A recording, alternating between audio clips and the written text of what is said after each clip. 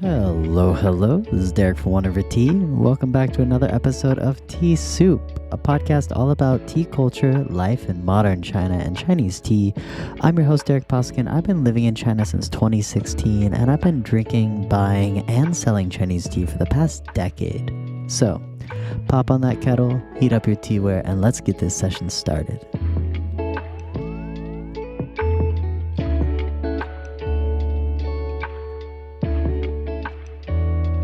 Alright, so here we are with the history of Puer, part 2. I had to split this episode into part 1 and part 2 because I spent a huge amount of time in the last episode talking about the geographical layout of Yunnan. I went back many million years and talked about the tectonic plates colliding, the really interesting biodiversity in this region, and I eventually got into a little bit of the ancient history of Puer. Once humanity and recorded history took over, went back all the way to 200 BC with some of the origin myths about Puer. This is, 2,000 years after Shen Nong, but this is another historical figure, Zhuge Liang. If you're interested, check out that last episode for this myth, that ancient origin myth of Puer, how the seeds were brought back from the borders of Myanmar into the civilized Chinese world, if you will. Another myth I talked about is how it became popular in the Qing Dynasty court with the Qianlong Emperor, how it got its name as Puer. Again, that's all ancient history, and it's all a little wishy-washy. We talked about it wasn't mentioned in Lu Yu's Classic of Tea because Tang Dynasty didn't include Yunnan as their province during that time and part of the Tang Dynasty kingdom. And so we kind of traveled through this aqueous area of it might have been drunk here, it might have been drunk here, very little written history. I gave you the reason, the Chengyu, Tian Gao Huangdi Yuan, which is the heaven is high and the emperor is far away. And a lot of times, these kind of border kingdoms, the wilds, we talked about this in Chaozhou as well, not a lot of written history happens here. And so we have to make a lot of references, inferences from what we see in different texts. So that said, that really brings us up into the modern era, or essentially the pre-modern era of Puer history. So we get all the way into the Qing Dynasty, and in this episode, what I want to do is talk about its pre-modern, modern history. And so this brings it up from the Qing Dynasty up into the Maoist era, and we see a huge change in everything agriculture in the Maoist era, which we will dig deep into in this episode. And then we'll eventually see the rise of Puer since the 2000s, really. It's a very recent upswing in popularity that we'll talk about. We'll talk about the creation of cooked Puer and a whole lot of other things, all the numbers, the factories, and stuff like that. So we'll cover the last 300 years in the history of Puer, which should be, the bread and butter, the really exciting part of Puer history. So let's get into it. So up until this point in the Qing Dynasty, Puer City, the region, is still the production hub, if not the distribution hub for Puer Tea. It's right around the Qing Dynasty that it kind of starts overflowing, and we see mentions of different names in this region. Not just Puer, we see Menghai, Jingling, Mengla, Linsang. And also, around this time, if you look at China more in general, in the Qing Dynasty, we see the different types of teas emerging, right? We see white tea, we see red tea, we see the half-oxidized oolong teas in the Wuyi Mountains. And one thing that's really coming around at this phase is this kill green phase, which is really paramount to how you're making tea. Similar to the Ming Dynasty proclamation by Zhu Yuanzhang that all tea needs to be loose leaf, that revolutionized tea for the common people, for the tea drinkers. Now everyone can just buy loose leaf tea, buy a cup, and drink tea if they have hot water, tea in a vessel. Here with the kill green phase, we see the secrets of tea started to be a little unveiled on how you're making tea. And this opens up tea on the other side, where now anyone can literally pick and make and grow tea. And tea is becoming more and more of a cash crop. And so this is why we see this huge explosion of different tea gardens, different tea groves in the Qing Dynasty. And here finally in like the 1700s, 1800s, we see actual mentions of the different Puer regions that we know today. And so this was about, 300 years ago. And so if you're looking at Gushu tea, a garden of ancient tea groves, 300 years is pretty accurate for this kind of time frame, this timestamp. If you're getting over 300 years, it's going to be much more rare and probably a region that's a little more famous or a little more wild. And in that wild area, you'll have, a huge amount of biodiversity and really different tea tastes to it. Again, this is just a historical view on the likelihood of finding Gushu tea gardens in different regions in Yunnan and in the rest of China in general. We'll come back to this point really soon because one thing I found when I was researching is this is kind of the origin of Bingdao. This is why Bingdao is so good today, because there was an old Ming Dynasty tea garden, this Mengku production area by Shaohusai, Dahusai, Dashuishan. This is out west of Linsang in the Mengku area. This is where Bingdao is. And this was one of the first gardens in the area, artificially planted gardens in the area that just grew in popularity in the Qing Dynasty.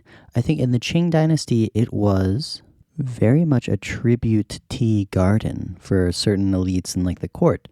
And then it kind of falls out of, public knowledge for a long time. I think in the Republican era, in the Maoist era, this tea from Bingdao was being sold for 8 Mao for the jin. So a Mao is like, there are 10 Maos per 1 kwai, and that's the Chinese currency. 8 Mao right now is about 11 cents US dollars. I'm not sure what the conversion rate would be like back then in the 1950s, but this is incredibly cheap for 500 grams of fresh leaf from Bingdao. And so this garden, even in the past 50 years ago, was worth nothing. The tea leaves from this garden were not worth anything at all. And this kind of comes around with this, as I intimated earlier, like this meteoric upswing in popularity of raw pu'er within China and within the rest of the world. But before we get there, we have to pass through the Republican era, we have to pass through the Maoist era, and during this time, we see the rise of the state-owned enterprises, the SOEs, and this brings a huge amount of standardization in pick type, in production make, in how they're pressing it, how they're packaging it, how they're selling it. And so we'll get into that right now because this is a defining point for what is modern Puer today. This is really comes all together in this Maoist era, in the state-owned enterprises that you've probably heard of, these factories, the Kunming factory, Pu'er factory, Menghai factory, etc. Let me get into that real quick here. So in each of these production regions, the Chinese government created a single factory that would be responsible for assimilating most of the tea, making most of the tea, disseminating it, selling it, and all that. And so we get essentially 4 main factories in this time. We have the Kunming tea factory, the Menghai tea factory, the Shaguan tea factory, and the Puer tea factory. And as is classic for the Chinese logic, the Chinese communist logic, each of these factories are just given a number, right? And so Kunming is factory 1, Menghai factory 2, Shaguan factory 3, and Puer factory 4. These numbers will come back into importance here in a little bit, but let me talk about another innovative thing that's going on during this time, because this is something that's really, really important to understand modern day Puer, how it's different from, what Puer was in the 50s. This is all about the blends. During this time, all the tea from these regions were being blended together and they're given different recipes. So you would get a little bit of spring leaves, a little bit of larger leaves, some fresh buds. You would get some autumn leaf, maybe even get some older tea, some aged tea that's been around for a few years, and you mix it all together into a cake, and then you press that cake. And that's a special type of recipe. It gets its own number. We'll kind of talk about these later as well. But this is really important for what was going on at the time. As I mentioned earlier, the tea from Bingdao was being sold for, 11 cents for a pound for the fresh leaves. And what you're trying to do here is you're trying to keep all of the prices pretty low, pretty affordable, not trying to make these bourgeois tea cakes that are only for like the really, really rich. Your collective goal at the time is to make tea for everyone, not for a higher class, a lower class tea. You want to make a very simple tea everyone can buy, everyone can enjoy. And so what you're doing is you're trying to mix the high with the low, the good with the poor, and you're trying to just create something that is, palatable to everyone at a price that everyone can afford. Again, this is kind of the heart and soul of how it began, and it's not necessarily how it ended up. But ideally, at the beginning, you're trying to make very basic tea for everyone, and this is so different from what we're getting now. Right now, we're getting so micro-focused on single mountains, single villages, even single stretches and forests and single tree productions. Back in the 50s, you're just getting a huge amount of tea from all over the Pu'er region, all over the Monghai region, and you're blending it together based on the size of leaves, the pick, the region, etc. And so I think it's really important to realize that traditional Pu'er, the Pu'er that really made the name famous, made the type of tea famous, these are usually blends. These are usually blends of tea, Puer tea from different regions, from different gardens, from different pick times. And they're very consciously blended together to promote a specific type of flavor, to meet a specific kind of need. And so when you're looking at modern day Pu'er, you see a lot of people doing single source origin, some single tree even, Danju. But what is more traditional is doing these mixes, these blends. And so you also see a lot of the modern producers doing blends. I'm thinking of, people like White Tooth Tea. Like, he does a whole lot of blended teas, and his goal is to kind of hit these certain price points, make tea more available for people. So you get a little bit of the gushu material, the old tree material, mixed with something a little more powerful like the young bush. You get to experience different regions for, not the huge dollar sign. Sometimes he does really exclusive blends of really high quality stuff. I'm thinking of his Laobanjiang area stuff where it's like Banpen, Laoman Laobanjiang, and just like a huge mix of these kind of teas. And so you get the terroir, you get the understanding of it. But I think blends kind of comes after you get that original understanding of the different terroirs, and then you get to kind of experience, how do these terroirs affect each other? How can I blend these together to accentuate this, accentuate that, bring down this price, make this experience more attainable for more people? I think that's the beauty of blends, which what I'm trying to say here is it's nothing new. Like, blended pu'er has always been, it's always kind of on this blend spectrum.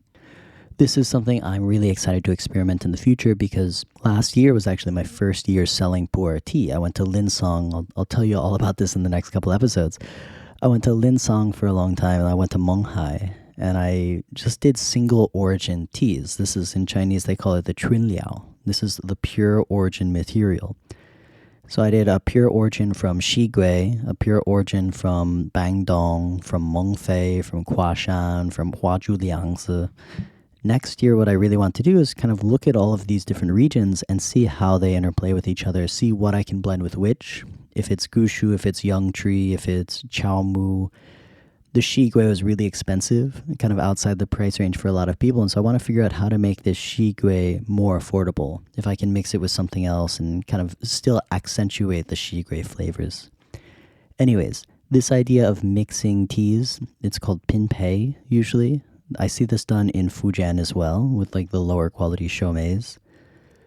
It's nothing new. This is kind of the old standard, the old secret technique for really making and pressing Puer tea.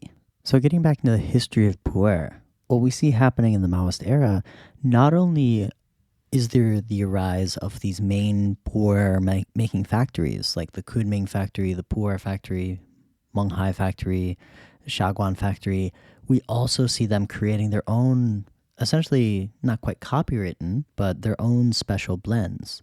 And some of these numbers, what they've done is they've given these blends numbers in the very pragmatic way the Chinese naming conventions work. Remember, the factories were given numbers.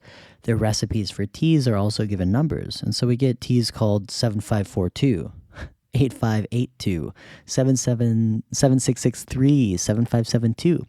And these numerical codes, it seems like they're, more intelligible to the Western mind than just pure Chinese names, but they've nevertheless created quite an obfuscation for the uninitiated. And so let me help initiate you guys real quick into the logic behind these numerical naming systems for the different recipes and different types of Puer teas that were really famous in the Maoist era and continue on to this day. So if you look at a classic 7542 tea cake.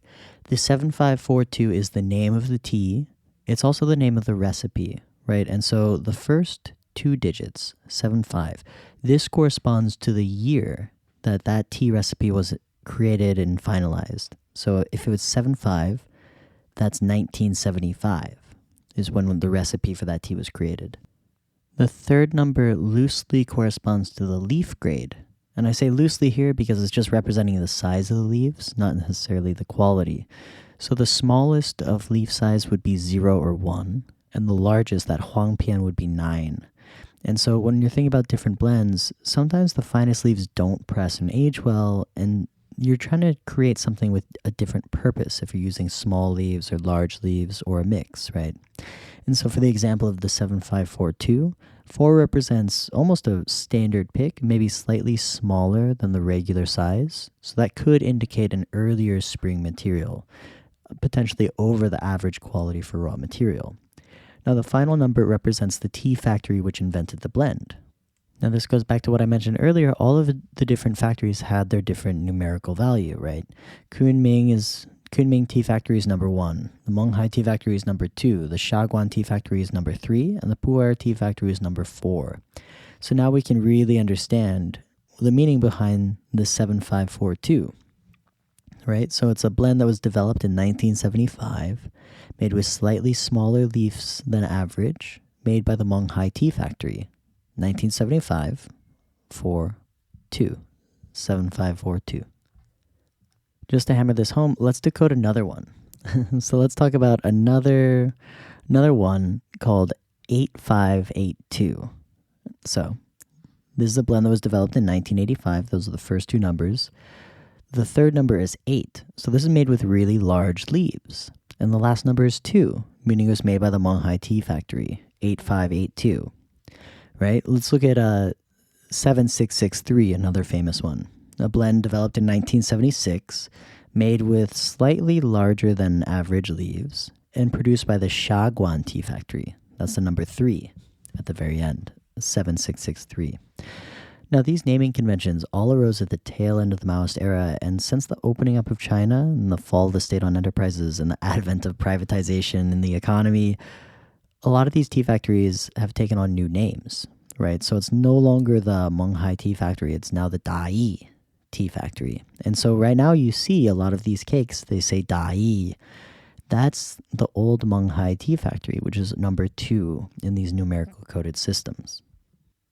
Now, I feel like since I brought up how to read these numbers, I should also tell you what the heck a mark is. And so this gets really confusing, but you'll hear people say stuff like, oh, it's a 7663 green mark. It's a 7572 red mark. What is the mark? The mark is essentially back in the day, before, again, the fall of the SOEs and the rise of private enterprise, we had the state-owned enterprises creating their own tea cakes with a standardized wrapper. The standardized wrapper, you've probably seen it. It's the most iconic image for a Puer tea wrapper you can imagine. It has the red writing on it, and usually in the middle there's a big red Chinese character for cha. And then around the character for cha, you get zhong. Zhong means China, and you get 8 zhongs in a circle around the singular character cha in the middle. This is what is referred to as the mark. And now different factories eventually started creating their own marks, but let's get back to really when it first started in the 1940s. Here you see only a few basic marks. You have the red mark, the green mark, the blue mark, the yellow mark, and maybe even the purple mark, but we'll kind of get into this later.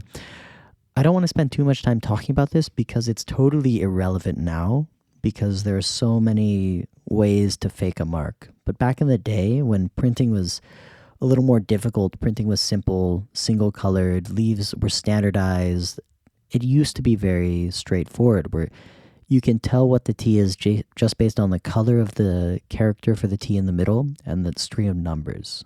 It used to be so simple, but now it's very convoluted because you can have fake teas everywhere, and we'll talk about that in a second, but let's get back into the color of the mark. So The red mark was the most standard, and supposedly the green mark was representative of tea that was pressed fresh and very green, not blended with aged tea, but pressed and meant to be aged. And so the most famous green mark is the Qi green mark from the Wonghai Tea Factory. This was produced in the 50s and considered by many to be like the birth of the modern tea cake, and is like one of the most sought after teas. The yellow mark represents a larger amount of fuzzy buds, which in turn turn orange or yellow. And we see this in white tea. A lot of the silver needle with age will start turning a little orange or yellow. The blue mark arose much later, and that represents the standardization placed upon cooked pu'er. And then the purple mark is an even higher grade of cooked pu'er, right? So that's the red, the green, the yellow, the blue, and the purple. Though, these are less standardized than we would hope. And again, ever since the 90s, it's kind of entirely thrown out the window. So like, while these marks are a fascinating viewpoint into the anthropology of the development of Puer tea, they're almost totally invalid at this point, because when in the 1990s, when private factories began making their own tea cakes, they could start printing their own marks. The regulations on printing and labeling in the past were so vague, and they're still really, really vague now. And what we see today are just a flood of knockoffs. Even some creative innovators staining labels, tearing the paper, poking holes in them, making them look older, wrapping them up like an old tea cake. We see this in a lot of different places. I'll have a lot of stories here in a second to tell you, but while it might sound cynical, or even paranoid, I've been living in China for the past 7 years, and I've been buying tea and traveling to all these tea places and teaware things, and there are a lot of situations that just prove this point. So let me tell you a few stories about why I do not trust these kind of like old marks and old wrapping and stuff like that. The first one I want to tell you is the Shanghai knockoff market, right underneath like the Science and Technology subway station. You go down here and you can get knockoff anything. Literally anything. And even if they don't have it on a shop, somebody will come up to you and say, like, what do you want? Do you want Rolexes? Do you want Nikes? And I remember I was there, I was just very curious about what kind of like knockoff clothing I could get, how good the make is. And it's wild because they'll have, knockoff Nikes for cheap, for, half the price, for a little expensive. And even sometimes you'll get knockoff goods that are almost better than the original. And it just depends on how much you want to pay for it, and they have different levels for it. And you just negotiate. When I was there, somebody followed me around the entire time, and like every time I would look into a shop, she'd be like, I know somebody that has a better make of that, a better make of this. And so even on Taobao, like Chinese Amazon, you can find knockoff Gucci sweaters, you can find knockoff Nikes, whatever you want. And it's like, you just look at the price tag and you're like, oh, this is way too cheap. It's probably not authentic. And it's just a very common thing here. And so the saying like, oh, you have knockoff Labanjiang, you have knockoff Bingdao, like that's what I saw in the Shanghai knockoff market. There was a tea house and they were selling some of the most incredible fakes of like Labanjiang cakes for like $20 a cake, Bingdao, aged Bingdao for $30 a cake. Really nice Yixing teapots for like $15. You can get literally anything you want here. If it's famous, somebody else will make a knockoff version of it. And getting back to my driver in Menghai, I think I told you about this guy who's from Pu'er City. Like on the way back to the Jinghong airport, he stopped me by this like side street market. He's like, oh, this place is really cool if you want to get some souvenirs. We get out, they have, I want to say standard classic, but it's like baijiu. Like baijiu is like the moonshine of the region of China. And one thing that's famous here is the wasp baijiu. And so it's essentially just like moonshine that's brewed or distilled with wasps in it or bees in it. And so they'll have just like a plastic like water bottle of like, like the Nongfu Springs water bottle you would buy at the convenience store, emptied out of water, filled with moonshine, and filled with wasps. And it's just like ridiculous. But in the same like tent market, they'll have cakes of Labanjiang, tongs of Labanjiang for like $15, for $5, for $10. It says everything you want it to say on there, but it's completely fake. But again, it's like you're in Menghai, you're in Sichuanbana, you want to leave with something. And so this is kind of like the souvenir culture that exists here. Another thing, and I saw this all throughout China, another thing is the white tea. When I was with Wu looking at the white tea in Guangyang, this is the stuff that the guy was like, hey, I can make it green, I can make it black, I can make it brown, we can make it look older than you want. And I'm like, I don't know about this. And then like, we're like, okay, can you press cakes? Do you have a factory? And he's like, yeah, my auntie owns a factory. And so we went over to his auntie's place and she's showing us all the cakes. And she has one that says like, Huang Ye Mudan Wang. Huang Ye means wild harvested, and then Mudan Wang is like the highest grade of white peony. And I look at that, I'm like, wow, this looks really good. And I open it up and it looks beautiful, like Mudan Wang for sure. And then she's like, oh yeah, it's not wild though. And I'm like, what do you mean it's not wild? It says wild on the cake. She's like, yeah, the client just wanted us to print that on the cake. This is the cake wrapper that he submitted, and we wrapped it up with that on it. And I'm like, oh, but it's not wild tea? She's like, yeah, it's not wild tea. I sold him this tea. I told him it wasn't wild, but he pressed it and says it was wild on it. What am I going to do? If you want it, you can buy these cakes. I'm like, it's just really wild when somebody will be so honest with you about this stuff. It's like I said, it's like that nudge, nudge, wink, wink. Like, yeah, we can make it green or we can make it brown. The brown stuff will sell better. And then it's like another nudge, nudge, wink, wink. Like, it doesn't matter what you say. Like, you can print whatever you want and put it on the cake wrapper. The last example of this is going to Qing Dynasry and looking for the old antique pieces of teaware in the ghost market. Like, literally, I have friends in Qing Dynasry that, they make nice teaware and they laugh about going to the ghost market. They're like, it's all fake. Like, there's no real stuff there. It's illegal to sell real stuff there. Anything there, it's not real. Otherwise, it would be illegal. Like, and I'm like, well, how does it look old? And he's like, dude, if you go out back outside of my studio, you'll see a bunch of my broken pieces. Like, people come by, they take all these broken pieces, they bury them, they scuff them up, and they sell it as if it's Qing Dynasty. Like, and it's like this careful art of making it look dirtier, making it look more broken, like making it look wonky and stuff like that. And then you can bring it to the ghost market and you can sell it. So it's like the fact that there might be fake Lao Banjiang out on the market should come as no surprise. It should be just common knowledge. Like, it's not necessarily like a good or a bad thing. It's just comes with the territory. Something you should be aware of. I think the culmination of this idea where you can't really trust the mark is White Tea released a tea cake that was like what you heard is what it was called. And on the wrapper of the cake itself, it's a green mark cheese, and has a really nice yellowed age appearance. But right on top of that, in bold capital letters, he prints the words right in front of you. And so it literally looks like an actual like green mark cheese wrapper.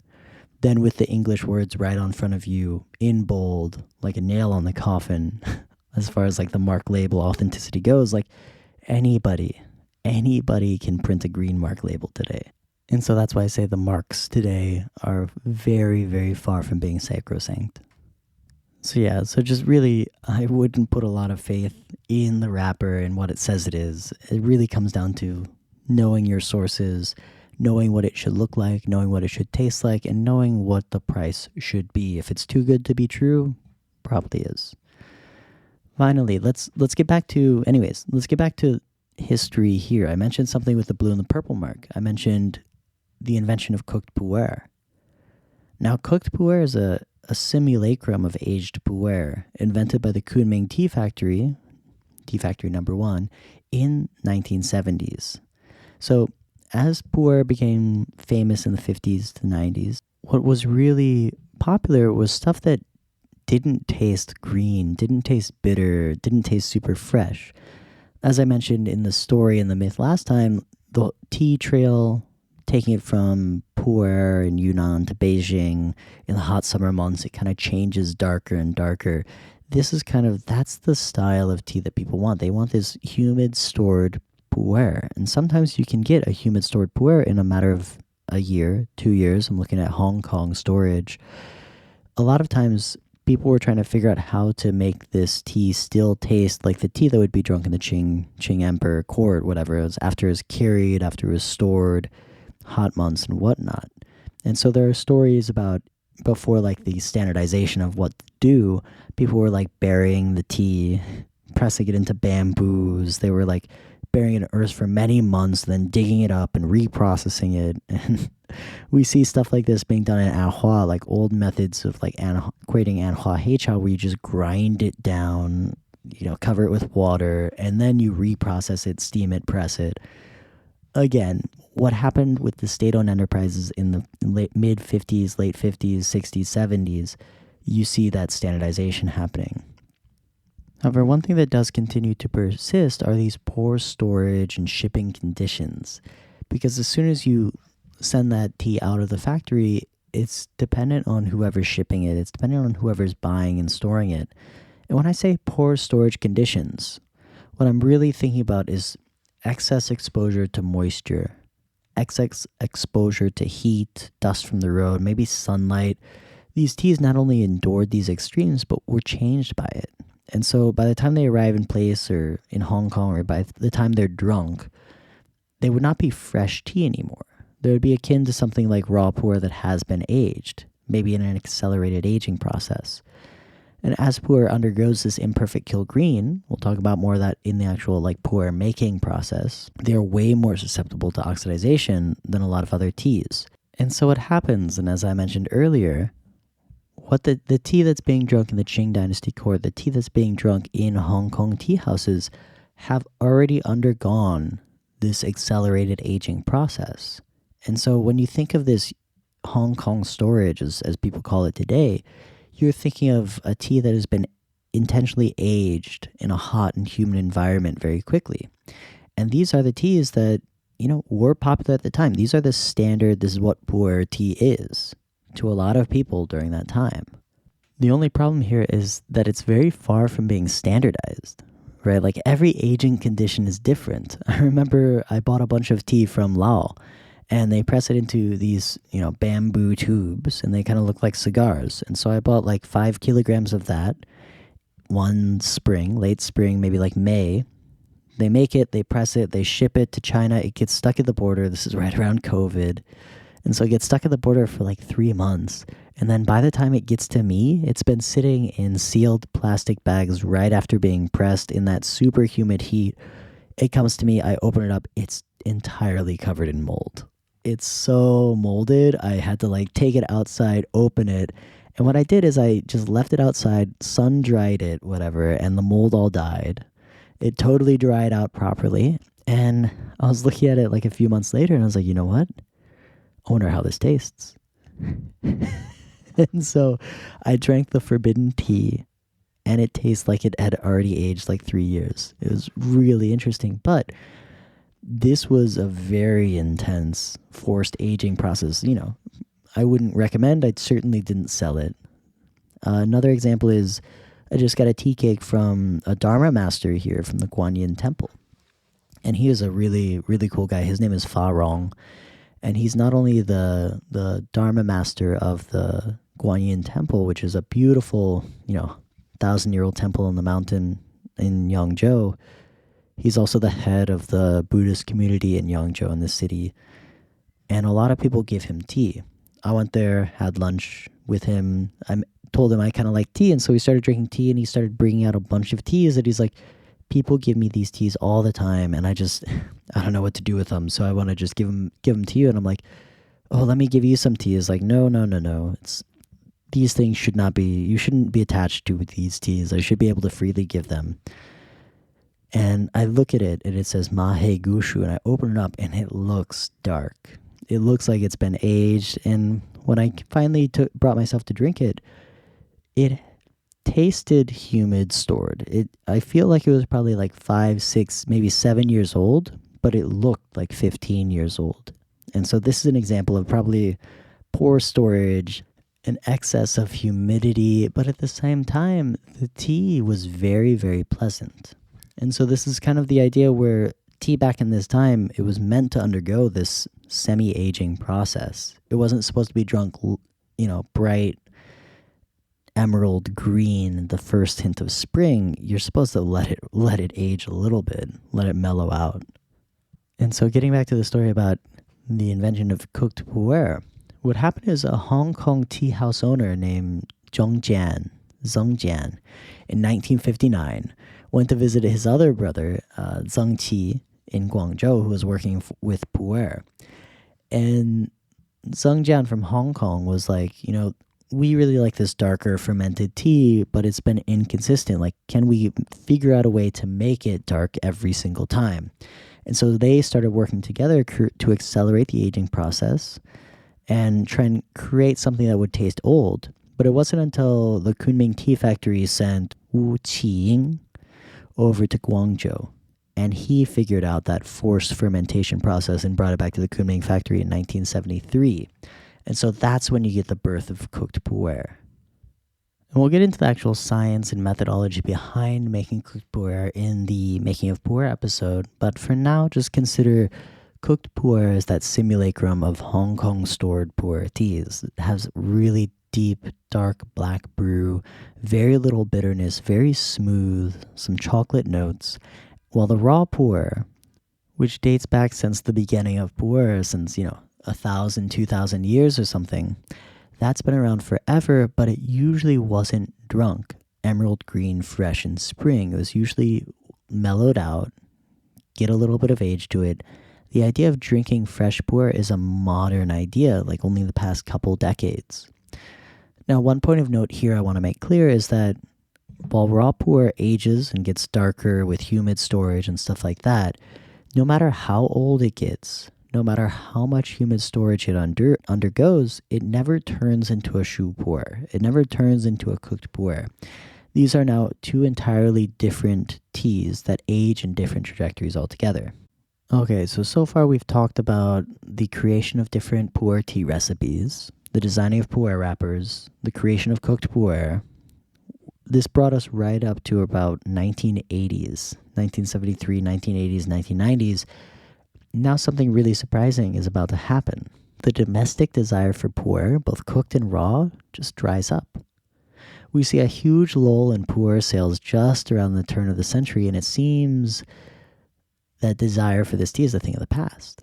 And while there could be a lot of reasons why this lull happened, I really believe that it's probably something to do with China opening up, the reforms happening, the closing the state-owned enterprises, the huge lack of subsidies of government support for these factories making really, really cheap tea. Remember, Bingdao tea was being made for 8 mao for the gin for the fresh leaves, 11 cents for the pound of fresh leaves. How did we get from 11 cent per pound Bingdao tea to stuff that is now $1,000 a pound for just the raw leaves for 500 grams? That's a matter of 30, 40 years. But for 20 years of it, it just totally dried up. And I feel like we talked about it in episode 19, the history of tea cooperatives in central China. Once government funding for these enterprises dries up, the whole process suddenly becomes unsustainable. The farmers, the makers, the pickers, the producers, nobody can get enough money to make a decent living doing what they used to be doing. And so we see just this exodus of the tea makers all throughout China, all throughout these state-owned enterprises. They're going into the cities to find more reliable, more profitable jobs. And so a lot of the tea gardens just disappear. They go fallow. Everyone forgets about it. And then it's not until like the early 2000s, like late 90s, early 2000s, we see finally individualists, like entrepreneurs, coming back into their old homes with a lot of money, putting a lot of money into these gardens, into these industries, and then growing the industry again. And so it really is, to use another Chinese saying, it's a 天时地利人和. It's the right time, right place, right people to kind of create this huge boom of a culture. So getting back to the Bingdao example in Linsong, the hero for Bingdao was a guy named, Rong Jiasheng. He was this businessman in the early 2000s that, came back to this area and started putting a lot of money into the development of this village. He invested, 1.5 million yuan into building roads, into connecting the village to electricity. He paid medical insurance for every villager. This was a very much a Dai minority village at that time. And he did a lot of work to kind of help lay the foundation to get Bingdao back on the map. However, while this kind of sets the foundation for getting Bingdao on the map, it's not until it gets a lot of international acclaim. I believe the story goes, there were some Korean tea enthusiasts in about 2004, 2007, came around and sampled a lot of the teas in the region and discovered Bingdao was the place. And so they started really, really hyping it. And this really creates that surge of, okay, Bingdao's the place. I'm sure we can see other stories like this throughout Yunnan where it's like old tea gardens suddenly get revitalized, suddenly get international or domestic acclaim, and eventually it's just like, wow, the tea from this region is incredibly popular. I'm thinking of like Laobanjiang, like this, very rural area in Xishuangbanna just becoming incredibly popular for their tea. Again, getting back into the right time of this whole thing, we're getting out of that dark age and into the renaissance of Puer Tea, because after the opening up of China, the beginning of private enterprise, we see people getting out of this mentality of government subsidized commodities, of subsistence living. All of a sudden, we have this race to kind of make a lot of money, to grow the GDP, and then it comes kind of full circle where now the money is being reinvested by the people into the land themselves. And so we're getting away from, cheap oil, cotton, meat, tea, now into a luxury good. Now tea is something that goes beyond the, daily life, and it can be something of incredible value. And so now the populace themselves can afford to support, to patronize, to grow tea. It's not the government funding it. It's the people with money and affluence kind of supporting this growth. Now, with the rise of GDP allowing people to pour money into these small villages allowing people to buy really high luxury goods, there's another thing that coincides with this regeneration of Puer in the regions. And for me, this is one of my favorite idiotheses. This is a phrase from David Eagleman, an idiotic hypothesis. Idiothesis. My idea here is, I've no concrete way to prove it, but if you remember in episode 18, The History of Gong Fu Tea, we talked about how the Chaozhou Gong Fu tea was adapted as the way to make tea throughout China and really happened in the late 90s, early 2000s. And this is the process of brewing Gong Fu style in a small vessel with very controlled infusions, very, very fast infusions and stuff like that. Instead of people brewing in a big teapot or doing boiling brews, which was common during that time. And so now what you see, suddenly raw pu'er, which can be deathly bitter if you boil it, if you oversteep it, if you brew too much of it, if you steep it in this Gong Fu style, it can be really enjoyable.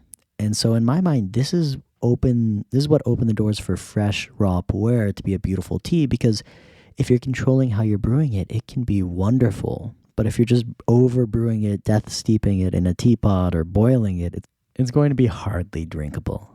So what's happened with Bingdao, what's happened in Laobanjiang, what's happened in Xigui and a lot of other regions, it's kind of a Cinderella story that sets the precedent for a lot of modern Puer tea sourcing. Everyone wants to find that magical village with the incredible tea that's been lost to time. So we see a lot of people hiking through the mountain ranges of Xishuangbanna, on the last frontiers of the forgotten teas. I myself went through Laos.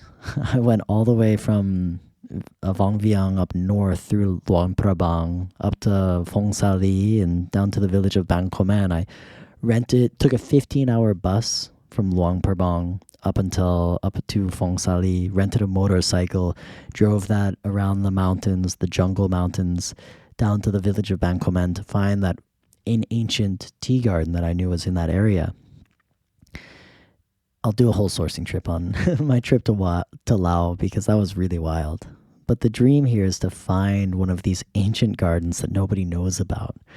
And yeah, like when I got there were huge trees that were probably planted in the Qing Dynasty that were just like, it's an old garden that was forgotten about and then rediscovered with the advent of Puer tea. And so that's why a lot of people love teas from Xishuangbanna, because it gets really, really wild down there. There's a lot of potential to find really excellent old groves of teas from Qing Dynasty gardens that have been totally forgotten about. Now, I realize I just threw out a whole lot of names for you guys that I should probably go back and do a quick geographical overview. Again, there are 4 main production regions in southwestern Yunnan responsible for making Puer tea. That's Xishuangbanna in the south, Pu'er, also known as Simao, just north of that, Linsong, a little further northwest, and Baojian, which is, in that northwestern limit of the Pu'er production region.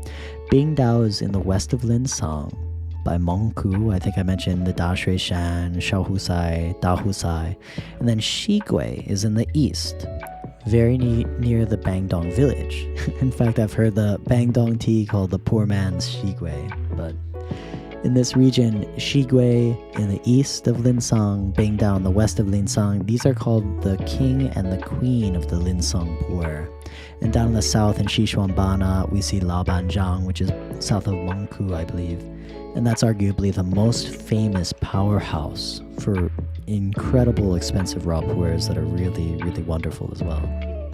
Now, I'm already pretty much at my limit for this episode. It's getting a little long, and I'll likely save my deeper dive into all of these production regions for the sourcing trip episodes, which will come next, which will be really exciting. So for now, just remember, Puer started a long time ago, but really gained in popularity in the Qing Dynasty. We see a lot of the tea that was drunk at that time was semi-aged, hot fermented. It was not literally green, fresh Puer tea. That didn't arise until right around the 2000s. We see that lull right after the opening up when the SEOs dissolved, before a lot of private entrepreneurs came back and revitalized the Puer production in the region. And so we have this very difficult history of Puer in the recent past century, but right now we're living in that heyday. It's one of the coolest teas around because it really is the wine of tea, where every mountain, every village tastes different. And so you can get a tea that tastes totally, totally unique, that ages well, that changes, has complexity. So for me, I'm really excited about Puer, and I really can't wait to tell you about the Puers I found, and the different regions, the different people, the farmers, and just some of the stories. So again, this is Derek from One River Tea. Thank you guys for listening to this episode, and catch you guys next time. Brew happy.